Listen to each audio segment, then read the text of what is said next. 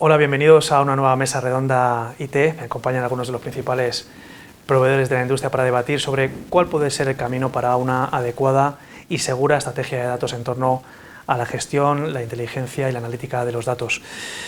Contamos con Roland Avellán de BeFi, Álvaro Montoya de Crayon, Nacho Franzoni de Netscope y Sergio Martínez de SonyWorld. Muchas gracias a los cuatro por acompañarme hoy. Bueno, está claro que desde hace ya unos trimestres la inteligencia artificial ha venido a sacudirlo todo y entre otros ámbitos, por supuesto, también las estrategias de datos de las organizaciones, ¿verdad? Cualquier compañía lo que pretende es tener una adecuada política de integración, de calidad y de soberanía del dato. Y por lo que tenemos entendido, esto no sucede en muchas ocasiones, ¿no? De hecho, el 90% de los responsables de tecnología apuestan más por tener en una plataforma única todo lo relativo al ciclo de vida completo del dato, ¿no?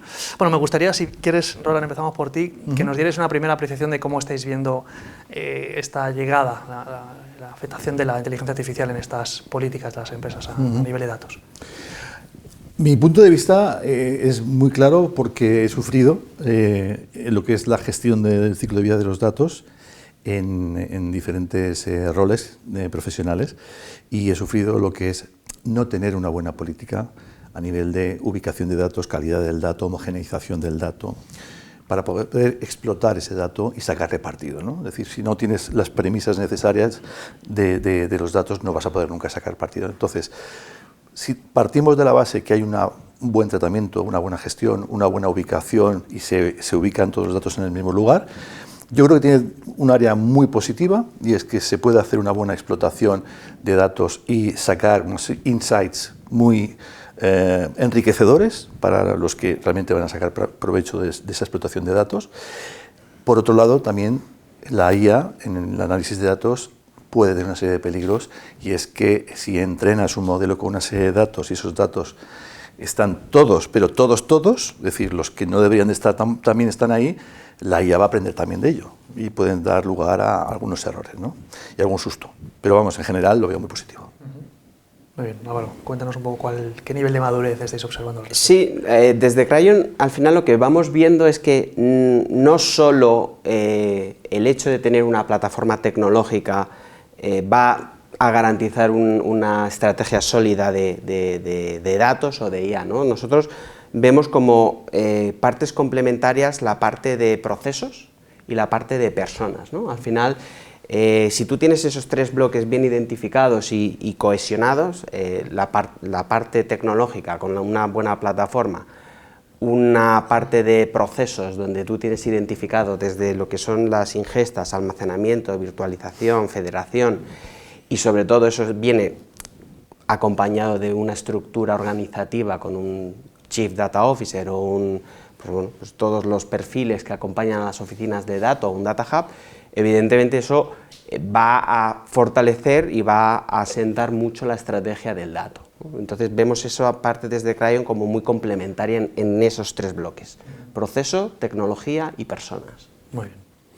Nacho, ¿cuál es tu primera...? Lo primero, buenos días a todos. Desde Netscope, ¿cómo lo vemos? El dato puede estar en tres formatos diferentes. Siempre decimos que puede estar en reposo, puede estar alojado en un lugar, puede ser un disco duro, puede ser una IA también. Está en tránsito, es decir, es un dato que lo estamos subiendo, bajando, estamos trabajando con él, o puede estar también alojado en la propia nube, ¿no? como siempre decimos.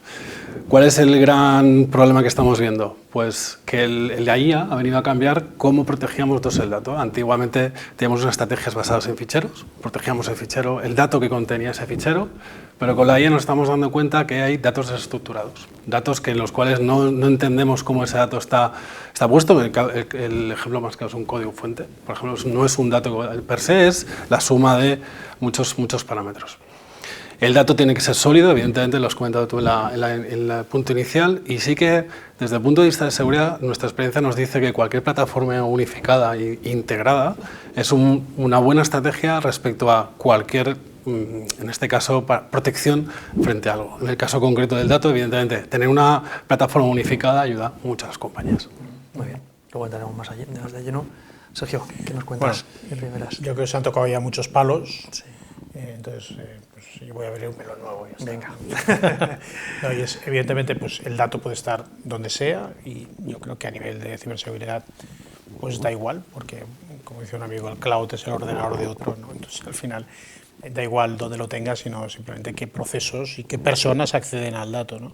Entonces si me centro en las personas o en las identidades, que sería un poco, es una de los grandes caballos que tenemos en marcha, ¿no? El perímetro se ha ido diluyendo, ¿no?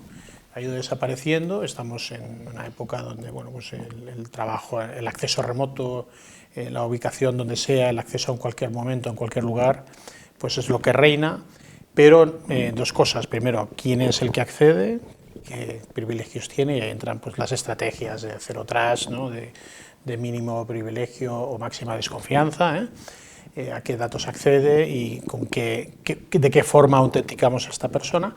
Y luego otro tema, también es interesante saber que no todos los endpoints que acceden al dato pueden gozar de la misma confianza, ¿no? Y bueno, ese es el caballo, es decir, cómo protegemos la identidad, que al final es cómo protegemos el dato, visto de otra manera, como contaba Álvaro, ¿no? También las personas o identidades son una del prisma de esta cara del dato. Luego entraremos en la parte de la ciberprotección, pero ahora comentabas, ¿no? Es el tema de personas, la necesidad de contar con un CDO, bueno, dependiendo del tamaño de la empresa, con un profesional adecuado, pero claro, ¿tienen suficiente personal cualificado, y no hablamos ya solo de grandes empresas, las compañías españolas, para afrontar estos retos? ¿Están lo suficientemente organizadas para...? Bueno, al final cualquier responsable de tecnología lo que quiere es implantar una tecnología que le permita a veces reducir costes, pero sobre todo mejorar la rentabilidad de su compañía, ¿no? Con la inteligencia artificial, la inteligencia artificial no es una excepción, ¿no?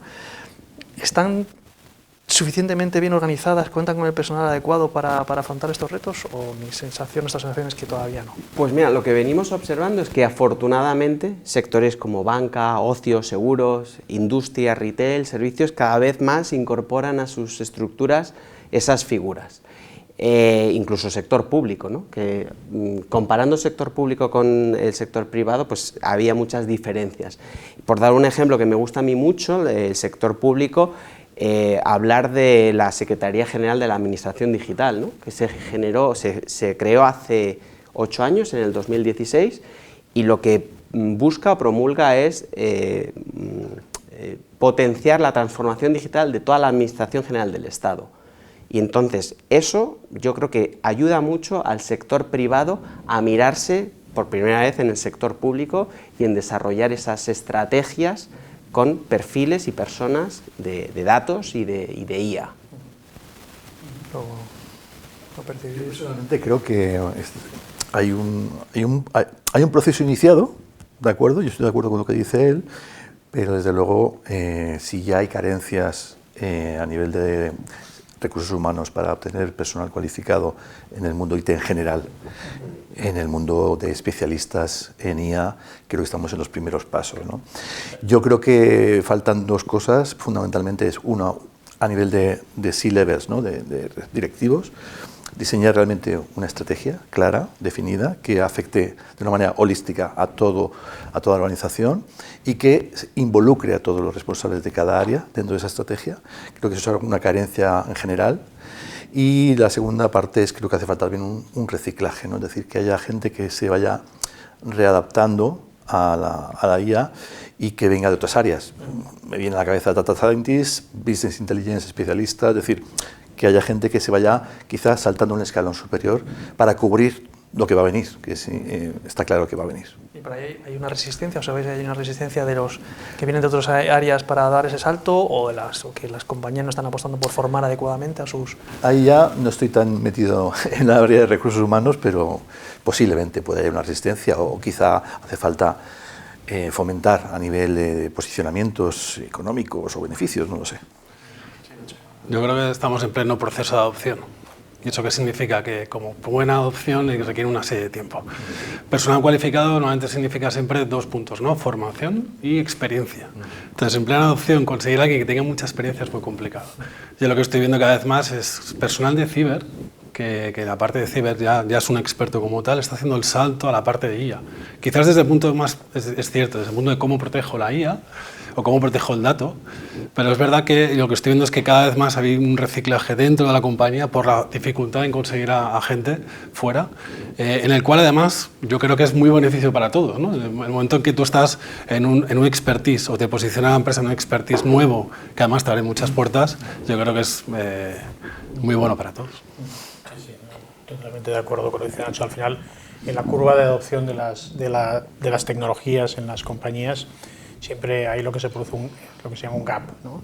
Porque cada vez necesitas más recursos, más personal especializado, que cuesta cada vez más encontrar, versus lo que realmente tienes. Y ese gap va aumentando con el tiempo, ¿no? A pesar de que bueno, pues cada vez pues, vas reaccionando, pero ese gap existe y además se va solapando con otras tecnologías que van surgiendo, ¿no? En el caso de la ciberseguridad es muy claro. Hay una falta evidente de talento y en el tema de IAS y de lo que estamos comentando, pues obviamente también porque es muy nuevo. O sea, es una avalancha que se ha producido en los últimos 2 años, ¿no? Totalmente. Sí, sí. Totalmente. Y es complicado, ¿eh? Yo he tenido contacto con muchos departamentos de recursos humanos y de selección y la verdad es que lo tienen complicado, ¿eh? Tienen puestos por cubrir de hace meses y años, en muchas ocasiones.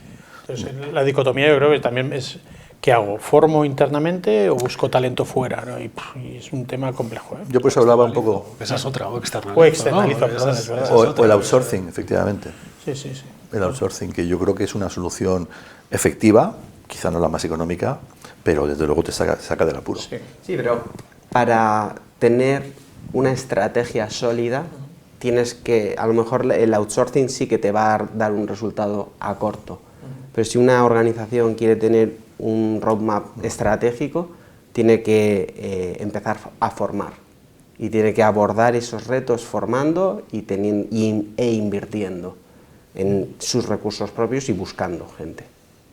Además es lo que comentáis, nosotros por estudios que nos llegan nos dicen que casi la mitad de los responsables de IT en este momento están más que en tener una estrategia sólida con resultados fehacientes a corto plazo en materia de IA, están más en recopilar propuestas de diversos proveedores que todo el mundo está muy volcado y que están más en esa fase ahora mismo, ¿no? No sé si eso también lo percibís o bueno, es parte del proceso del que estamos hablando, ¿no? Yo personalmente lo que estoy viendo es que la IA está de moda, por lo tanto el board, ¿no? Lo que llamamos el board, sabe que la IA existe, sabe que puede resolver muchos problemas. Yo siempre recomiendo a las compañías, sobre todo a CISOs con los que hablamos, es detecta el problema, detecta el caso de uso, entonces mira si puedes aplicar IA. No lo hagas al revés, es decir, no quieras aplicar la IA para todo, sino aplica, o sea, primero encuentra dónde tienes el problema y luego aplica la IA, ¿no? Y siempre hablamos de un top level hacia abajo, un top down, que significa, al final, coge el generalismo y aplícalo al problema que tienes, es decir, al detalle más absoluto, ¿no? Es algo que bueno, estamos viendo bastante. No, es que no es que esté de moda, es que yo creo que cualquier noticia que leas, o sea, hay que intentar buscar a que no aparezca la palabra IA. O sea, yo creo que ha sido una cosa ya exagerada, ¿no? Ya todo el mundo sabe decir ChatGPT, ¿no? Ahora hay muchos años en esto, pero creo que no ha habido un fenómeno como este. O sea, hemos hablado de cloud en los años anteriores, se ha hablado de ciberseguridad mucho, se ha democratizado mucho el concepto, pero lo de la IA es nosotros como medios especializados es algo... Hasta mi madre sabe decirlo. Los niños pequeños hablan de IA. Pero sí que es verdad que IA siempre ha estado, ¿no? La estadística existía, ¿no? Tú dabas respuesta a retos de una manera descriptiva, analizabas volúmenes de datos y sabías qué había pasado. Hacías una diagnosis y sabías por qué había pasado lo que había pasado. Entonces, cuando ya empezamos a darle complejidad a esa solución, empezamos ya a añadir valor a negocio. ¿Cómo damos complejidad? Pues con un análisis predictivo. Sabemos no solo qué ha pasado y por qué ha pasado, sino sabemos qué va a pasar y cuándo va a pasar y qué tengo que hacer para obtener el mejor resultado cuando ocurra. Y eso pasas del análisis descriptivo, la diagnosis, predictivo, prescriptivo, y al día de hoy, en boga, los últimos 12 meses, el creativo, ¿no? Con la IA generativa. Y la democratización, obviamente, también por la enorme capacidad de cálculo Total. que hay disponible, que desde luego hace 5 o 6 años no había esta capacidad de cálculo. No Es era- así. Nosotros hace décadas que usamos el Machine Learning para la detección de malware en nuestros firewalls y tal. No se llamaba IA, se llamaba Machine Learning porque es lo que es.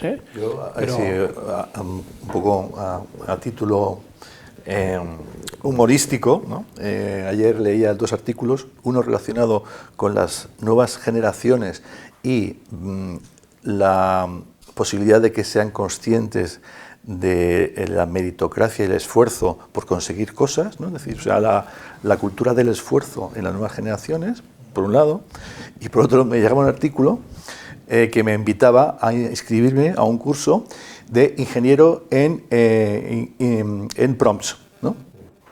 Es decir, imagínate, o sea, que si hace poco todos quieren ser youtubers, ahora todos van a querer ser ingenieros en prompts, para que realmente yo sepa los trucos para que lo haga todo ChatGPT.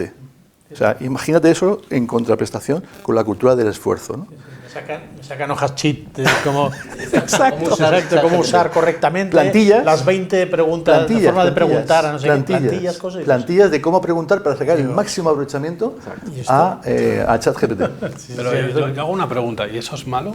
Quiero No, decir, no, lo pongo es sorprendente. encima de la sorprendente. mesa como paradoja de la cultura del esfuerzo, ¿no? O sea, que trabaje ChatGPT por mí, ¿no? os lo digo porque yo he tenido esta discusión con mi hijo, ya que hablamos, y yo le decía que está muy bien el uso de la IA, porque al final nos hace mejores.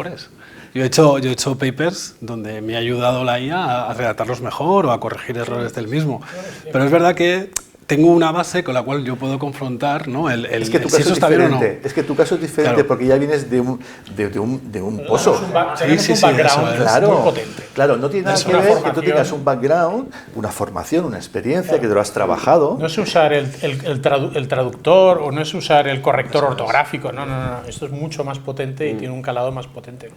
Y claro, entonces, si los chavales no han sido capaces de generar ellos mismos, pero al final, Esta es- ¿cómo te esa es la conviertes en diferencia. experto en una cosa? Entrando en ella, metiéndote, Exacto. tal. Y entonces, por ejemplo, los chavales cuando hacen el trabajo de fin de grado y no sé qué, que se meten en un tema y saben al final mucho de ese tema, e incluso ese trabajo acaba marcando profesionalmente a los chavales, ¿no? Dicen, pues yo quiero ser tal, porque hice el trabajo de grado al final de Porque hay un esfuerzo, ¿no? porque hay un esfuerzo y una profundización en un tema. Ahora todos lo miran un poco a vista de cóndor todo, porque como saben si necesitan algo, se van al ChatGPT y no sé qué, Pero ese era un poco- y ese es un poco el peligro que hay. Exacto, yo hablaba de esa paradoja, no, Digo, a no nivel en tu de caso, que lo que haces es a mayor abundamiento de información, ¿no? Es más azúcar, es más dulce, es más bonito, ¿no? Enriquecimiento del trabajo, fantástico. Pero los chavales que parten de cero, que piensan que eso es lo que hay, Sí, sí. Por eso hay una gran labor educativa de hacer a los chavales trabajar usando estas herramientas, porque las tienen que usar, Sí, sí. pero obligándoles a también a Sí, sí, remangarse, totalmente a de acuerdo. profundizar y tal. Y ahí hay un grave problema, que no sé cuántos profesores de institutos estarán preparados para hacer eso. Ya, esa es otra vez, ese es otro rincón melón. del vago, ¿no? Que teníamos Exacto. antes. Ese es otro melón, El nuevo Sergio. rincón del vago se llama ChatGPT. Exacto. No, Sí, pero sí, me lo has sí, quitado de la no, no. boca, me lo has quitado de la boca. Exactamente. Totalmente. Yo muchas veces cuando hablamos en otra orden de cosas, de cuál es muchas veces es el eslabón también más débil dentro de las empresas a nivel de seguridad, hablamos muchas veces del empleado, ¿no? Y sí que me llamaba también la atención ese dato de que en el 80% en general de los empleados de las empresas habían picado el anzuelo del phishing en los distintos modalidades de phishing que hay hoy día, gracias también al perfeccionamiento de los ciberataques vía IA. No sé si estáis más o menos de acuerdo con este... Y tanto. O sea, el phishing ahora es súper sofisticado y además lo puedes conjugar con vídeo y puedes hacer cosas absolutamente sorprendentes. Y lo hacen súper creíble. Antes era un poco... Además, antes se utilizaban las técnicas estas de spray and pray, ¿no? De coger la metralleta, disparar a una base de datos con un phishing más o menos estándar y, bueno, pues alguno picaba y tal, ¿no? No digo, o sea, disparas y rezas y, bueno, pues algo pasa, ¿no? No. Ahora el phishing, o sea, los ataques son focalizados, con una sutileza sin precedentes. Todos empiezan igual, empiezan con un robo de una identidad insignificante, van escalando, movimientos laterales, tal, hasta el final roban una identidad privilegiada y entonces ya planifican, esperan el momento y lanzan el ataque. Es más o menos todos los ataques potentes que estamos oyendo en prensa siguen este patrón y es un ataque que lleva meses, meses, hasta que lanzan el ataque definitivo. Y todo empieza con una cosa insignificante, un robo de identidad, sobre todo basado en un phishing muy bien pensado. Y bueno, pues esta es la crónica del desastre. Y si le preguntas a los tíos cuál es la cosa que más les preocupa ahora mismo, 9 de cada 10 le van a decir que el ransomware, que empieza todo con un phishing. El ransomware es lo que más preocupa a los tíos, pero vamos de calle. Otro día estaba leyendo de varios colegas en un par de foros. Contaban uno de estos phishing muy sofisticados, con IA, con deepfake de voz. Sí. Consiguen suplantar la voz del CEO, directamente, es decir, y lo mandan a todos los empleados diciendo, oye, soy vuestro jefe, ya me conocéis, ¿no? O sea, hablando de una manera un poco pues, natural, ¿no?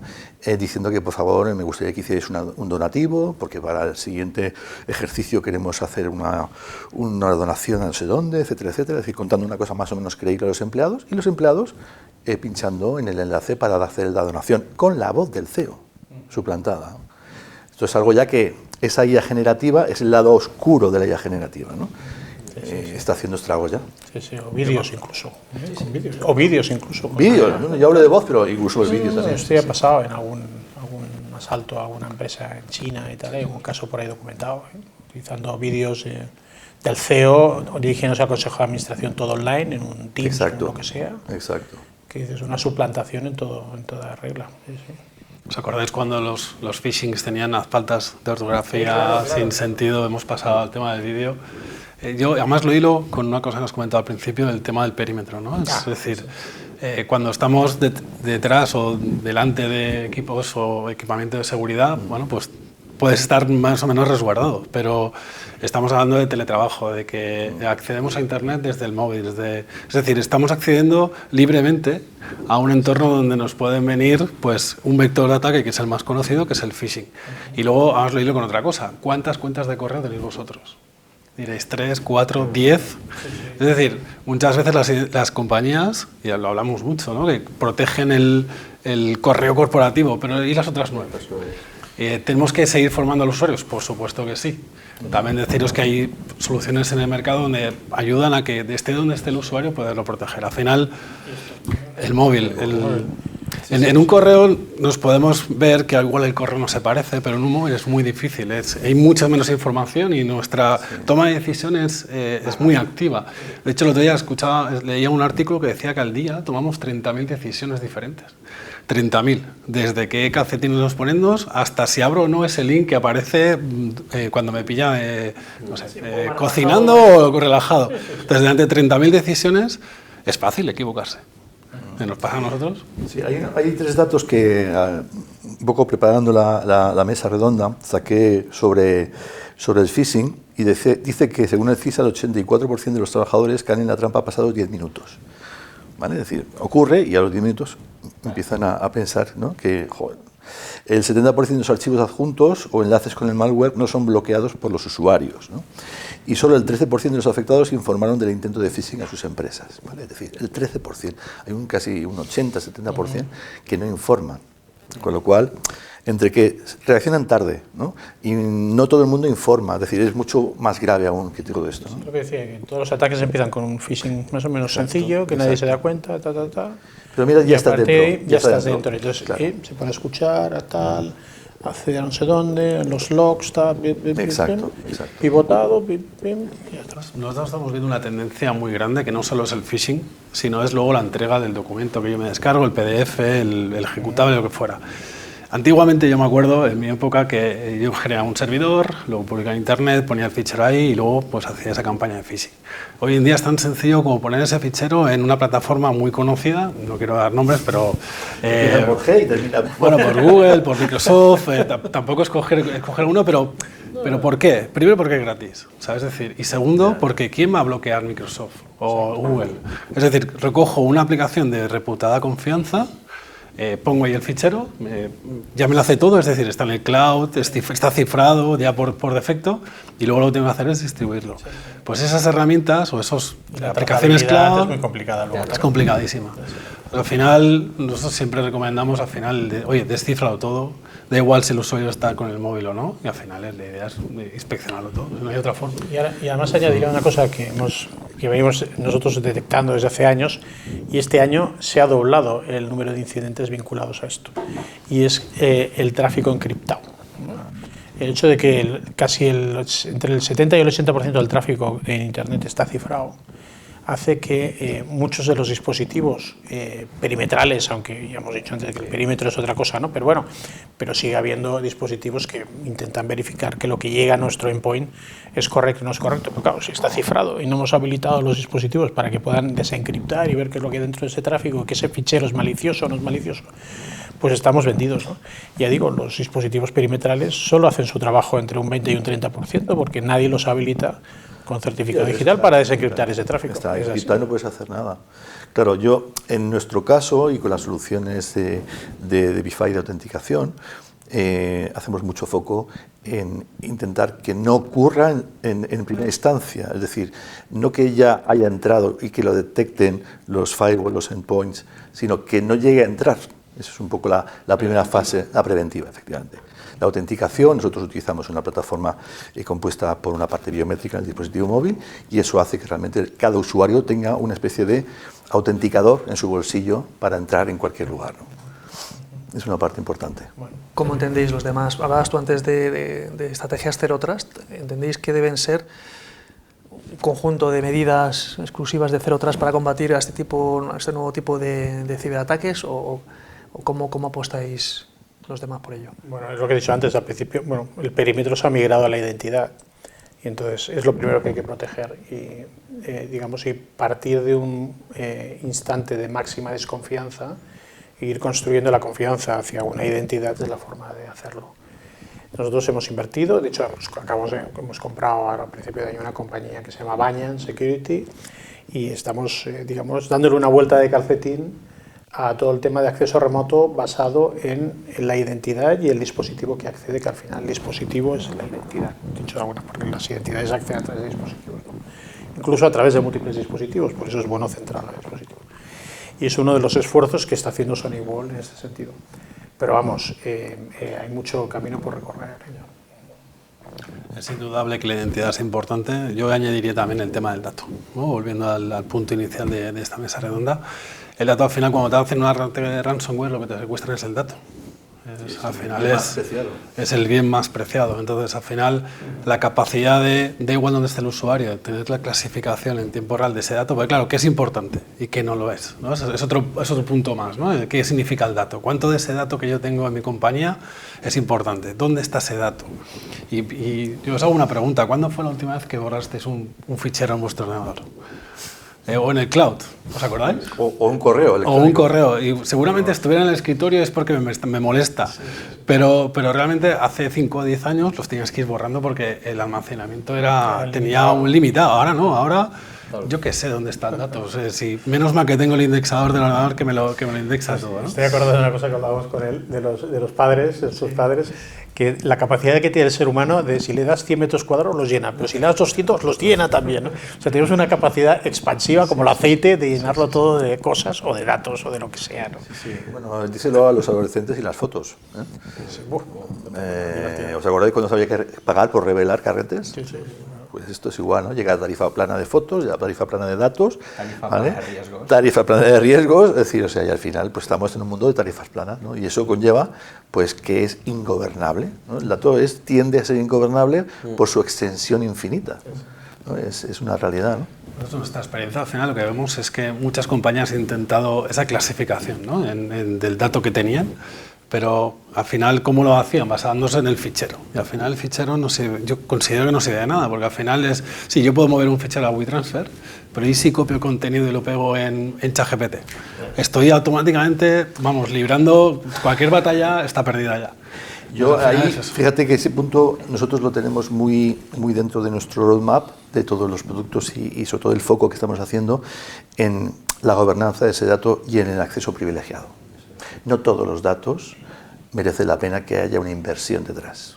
Es decir, pues hay datos que son prácticamente restos, imperceptibles, basura incluso, pero hay datos de verdad muy susceptibles de ser protegidos porque son muy valiosos.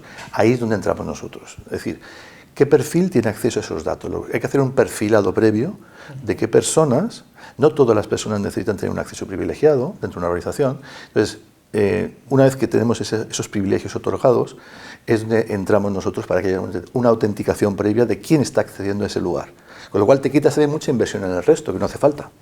Es un poco una estrategia, ¿no?, para las empresas. Nosotros también el punto del gobierno del dato lo vemos como fundamental para garantizar la seguridad, ¿no? Y al final el seguir políticas de, pues como puede ser DAMA, en donde tienes todos los, por ejemplo, la calidad del dato, el linaje del dato, que sabes quién ha tocado ese dato, quién ha modificado ese dato, esa trazabilidad del dato, ¿no? Y yo creo que eso, como decíais, es fundamental para empezar a garantizar la seguridad. Y yo creo que es la clave, el dato y ese gobierno del dato, ya bien sea con una buena herramienta, con unos servicios profesionales que lo, bueno, pues que lo implementen, que lo sigan y que puedas determinar una serie de casos de uso basado en unos datos que confías y que son unos datos que son buenos y que son beneficiosos para la organización y que al negocio le van a ayudar.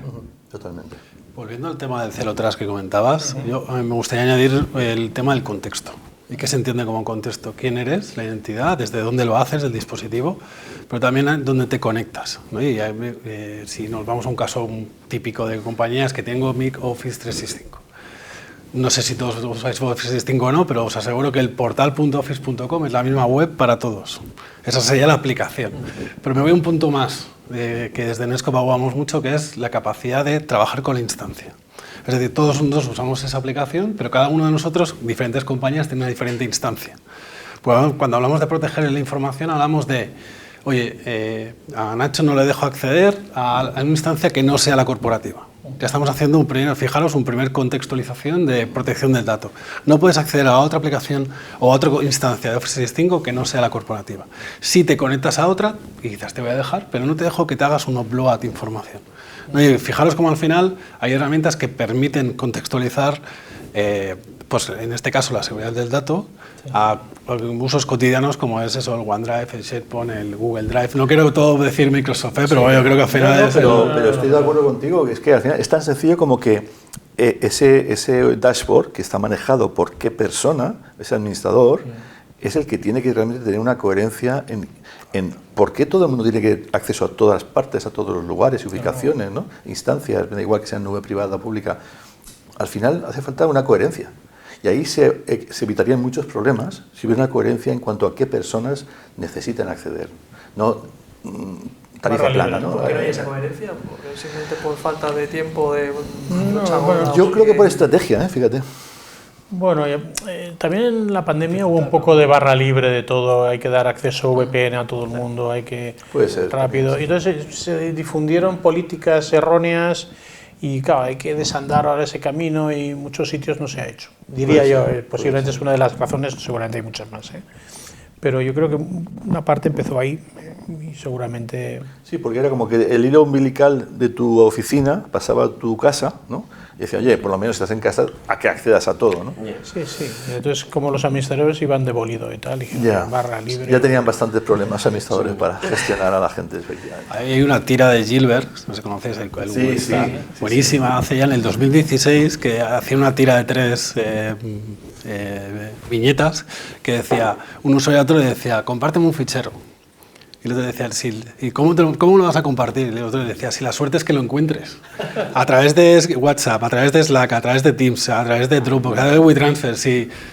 También eso hay que educar a los usuarios. Con esto quiero deciros que no solo es lo que al usuario le apetezca más, porque al final somos personas de tradiciones, ¿no? de costumbres, pero también hay que ayudarles a entender, oye, cuidado con el dato, es importante, esto significa una propiedad intelectual que pertenece a la compañía, hay una parte muy importante de concienciación. Y la parte de compliance ahí tiene mucho que decir.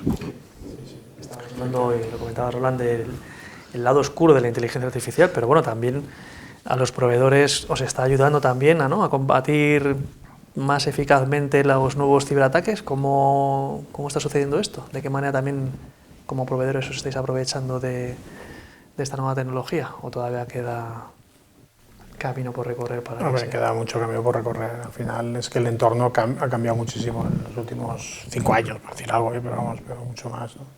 De hecho, quería decir otra cosa también en este sentido, y es que yo siempre digo, una frase que me la has oído decir, de que todo va peor, ¿no? Sí, y hoy has tardado en decirlo. Hoy he tardado en decirla, ¿verdad? Y te lo agradezco. Pero me dio alegría verlo en una entrevista que hicimos a la CIOS, donde sacaba una serie de datos y tal, el año pasado, y les preguntamos, bueno, ¿vosotros qué pensáis? ¿Esto cómo va? Y 2 de cada 3 dijeron, esto va peor. A nivel de ciberseguridad, sí, a nivel de todo el lío que hay y tal. Luego había el 1 de cada 3, básicamente casi todos dijeron, bueno, igual que el año pasado, que ya fue malo.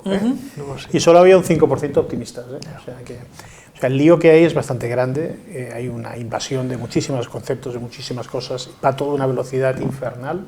La velocidad es siempre enemigo de hacer bien las cosas. Y además todo va camino de ser smart, y todo lo smart lleva problemas luego de integración, de vulnerabilidades, de problemas de seguridad. Entonces, el cacao que hay es fenomenal, ¿no? Entonces, ¿cómo va a ir bien esto? La buena noticia es que solo puede ir a mejor, ¿no? Eso es cierto.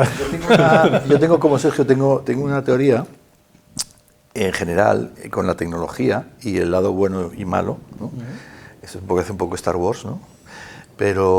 Y es que realmente la tecnología es neutra, porque si lo tienen los buenos y también lo tienen los malos, a priori debería ser neutra. Totalmente de acuerdo. Y esto es una discusión que tengo con mucha gente. La tecnología es neutra, depende de cómo se use. Exacto. Debería de ser neutra. Debería. ¿No? Porque es. Lo que pasa es que la IA en no. puridad es neutra, ¿vale? Porque la utilizan los ciberdelincuentes y lo utilizan la gente de bien, ¿no? Por así decirlo. ¿Qué ocurre? Que la misma herramienta en manos de unas organizaciones súper ágiles contra la burocracia lenta y tediosa de las empresas, ganan los malos. Siempre. Es un problema, ¿vale? Porque la tecnología está ahí para defenderte, para beneficiarte y para ellos para dañarte. El problema no está en la tecnología, está en las personas. Esto es un poco Y las oportunidades. Y las oportunidades, sí. Recordaros esa frase mítica de Margaret Thatcher hablando con un miembro del IRA, ¿no? Que el miembro del IRA decía, vosotros tenéis que tener suerte todo el tiempo, nosotros solo una vez. Exacto. ¿Quién es el más listo Claro, claro, sí. Estoy de acuerdo. Pero bueno, es una reflexión en cuanto a la IA que a mucha gente debería de hacerle plantear qué estamos haciendo mal y pudiéndolo hacer bien. Al final la IA va a ayudar mucho, evidentemente, el lado malo, el lado bueno, pero en el lado bueno tú siempre vas a tener la posibilidad de analizar grandes volúmenes de datos. Totalmente, claro. Vas a poder identificar patrones, tendencias, dónde te habían atacado, cómo te han atacado, por qué te han atacado, y sobre todo generar respuestas automáticas, ¿no? Y también te posibilita el aprender y el generar nueva metodología, ¿no? A medida que uno aprende, pues el otro también. Y pero por eso empresas como la vuestra sois fantásticos para poder ayudar a aquellas empresas que no tienen ese expertise y confiar en vosotros. A mí me parece genial. Claro, hay un caso yo creo que muy bueno que todos los fabricantes de seguridad estamos trabajando, que es el tema de comportamiento del usuario. ¿Qué ocurre? Con esa cantidad de datos que tenemos, ¿no? Que cuando tenemos una visión de que el usuario que está haciendo ese contexto, solo hay que ponerlo a una IA generativa para que nos diga si ese usuario está haciendo bien o mal. Porque hoy puedes ser rebelde y mañana puedes ser un santo, ¿no? O al revés. Entonces, en seguridad eso se llama riesgo. Cuando hablamos de aplicar soluciones de seguridad, siempre hablamos del riesgo. Entonces, está claro que tenemos que proteger el dato, está claro que nos tenemos que proteger contra vectores externos de los malos, pero también sobre internos, ¿no? Y el hecho de utilizar a IA para saber si un usuario interno está haciendo cosas buenas o cosas malas, yo creo que se está viendo cada vez más en soluciones de mercado. Hay comportamientos que son claramente extraños, ¿no? Y me conecto hoy en Madrid y mañana desde Pekín, pues es un comportamiento extraño, ¿no? Que puedes resaltarlo, o estoy conectado en Madrid al mismo tiempo desde Pekín, ¿no? Entonces eso es malicioso seguro, ¿no? Entonces hay comportamientos que son intuitivamente detectables, ¿no? Pero hay otras cosas que no, y efectivamente igual el uso de la IA nos puede ayudar a detectar cosas que a simple vista no son tan evidentes, ¿no? Sí. Hablabas antes de los problemas de tiempo y nos hemos quedado sin tiempo y me gustaría que acabáramos, si quieres, Roland, empezamos por ti, contándonos bueno, pues un apunte de cuáles van a ser vuestras principales novedades, lanzamientos en próximas fechas de cara al todo lo que tiene que ver con la IA y la analítica del dato o la protección de estos entornos. Bueno, en el entorno de ciberseguridad, en el que estamos nosotros, sobre todo en la parte de seguridad física, seguridad lógica, seguridad digital, ese espacio physical en el que nosotros nos movemos, ¿no? de autenticar personas para que accedan a diferentes espacios físicos y digitales. Una de las novedades es que estamos ya terminando el desarrollo de Single Sign-On para que realmente se pueda acceder directamente desde el propio Single Sign-On y autenticarse antes de entrar en el sistema. Y por otro lado, el desarrollo de todas las APIs con las aplicaciones más comunes, ¿no? Y que realmente esas aplicaciones sean compatibles con nuestra solución y extenderemos un poco la autenticación a todos los usuarios. Muy bien. Ahora, desde Crayon. Desde Crayon, dos vectores principales identificados. Por un lado, plataformas para temas de data y de IA, donde tenemos desde el diseño, despliegue, operación, mantenimiento de plataformas de datos, desde la ingesta, almacenamiento, virtualización, federación, gobierno del dato, procesamiento de analítica y también IA generativa. Y luego un segundo bloque que es fundamentalmente desarrollos a medida específicamente pues, para temas de computer vision, procesamiento del lenguaje natural y temas de información para toma de decisiones sobre datos. Muy bien. Nacho. En Netscope tenemos un gran enfoque en tres grandes áreas respecto al tema de la IA. La primera, evidentemente, es todo aquello respecto a malware, ransomware, para mejorar la efectividad en seguridad, es decir, ser más rápidos y mejores. El segundo bloque sería el análisis o la clasificación del dato, en saber si un dato es no confidencial, sobre todo estoy hablando de datos desestructurados, no estoy hablando claramente de un texto que aplique GDPR, sino estoy hablando de cosas complicadas como códigos QR, fórmulas químicas, bueno, pues datos que en sí no pueden ser complicados a la hora de clasificarlos, utilizamos mucho la IA y por último la parte que antes comentaba del comportamiento de usuario. Muy bien. Sergio, muy bien. Nosotros somos muy conocidos como proveedor de firewalls, segundo fabricante mundial, número de firewalls, y como una compañía que se basa 100% en el canal, y en ese sentido la primera gran novedad que hemos lanzado este año es una serie de herramientas, un toolbox para partners para construir servicios MDR, de Managed Detection and Response, con un Virtual SOC que lanzaremos ahora en Europa, y bueno, todo orientado, pues ya digo, para que los partners puedan construir sus servicios más avanzados, ¿no? La segunda línea es la adquisición de la compañía Banyan Security para lanzar una línea nueva en todo lo que es Remote Access y proporcionarle todo tipo de funcionalidades nuevas como CAS, ZTNA, etcétera, etcétera, de lo que hemos hablado hoy. Y por último, la última novedad que hemos presentado en el RSA la semana pasada es la Sonic Platform, una nueva plataforma que elimina los silos de todas las plataformas anteriores y en un camino directo a construir un gran sistema, una plataforma de gestión, detección y respuesta automática, digamos, sincronizando con otros con third parties, vía APIs, dando pues, todo tipo de funcionalidades para una gestión unificada de la seguridad. Muy bien. Bueno, a pesar de lo que nos ha comentado, nos vamos con cierto optimismo, ¿no? De lo que nos puede aportar la IA en un futuro. Eso siempre medio lleno. Claro, desde luego. Muchas gracias a los cuatro por vuestro tiempo. Muchas gracias. A ti. Y gracias, por supuesto, a nuestra audiencia. Nos vemos en la próxima Mesa Redonda IT.